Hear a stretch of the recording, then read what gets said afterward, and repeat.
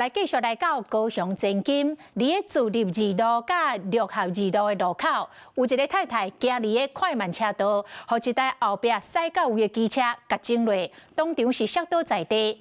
若其实是第二个机车的车卡，好你加在两个人拢无介严重，警方初步研判，两个人拢有责任。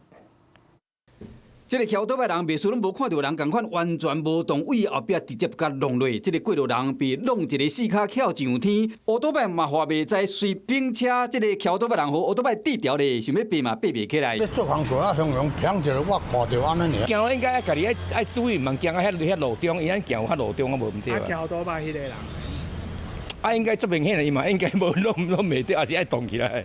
换一个角度来看，当时附近人行伫快慢车道，后壁乌倒摆为着要闪伊，骑去快车道，甲汽车相正路，最后这台乌倒摆完全无动，直接就甲弄落。初步研判是其是未注意车前状况以及妇人疑违规穿越马路所致。车祸发生伫27下晡3点外，高雄前金区自立二路甲六合二路口，警方初步判断双方拢有责任，重新来到现场。 因为这挖六合夜市啊，除了讲停伫车架内车以外，要临时停车的，部分的顶仔骹要放真侪物件。因为那里很常会发生车祸。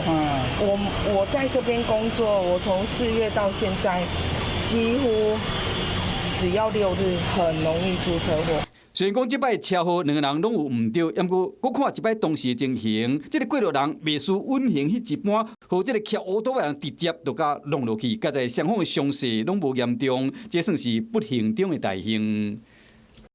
Hello， 我是陈雅玲。想要抢先掌握最及时的新闻资讯吗？赶快订阅、按赞、开启小铃铛，锁定华视新闻 YouTube 频道。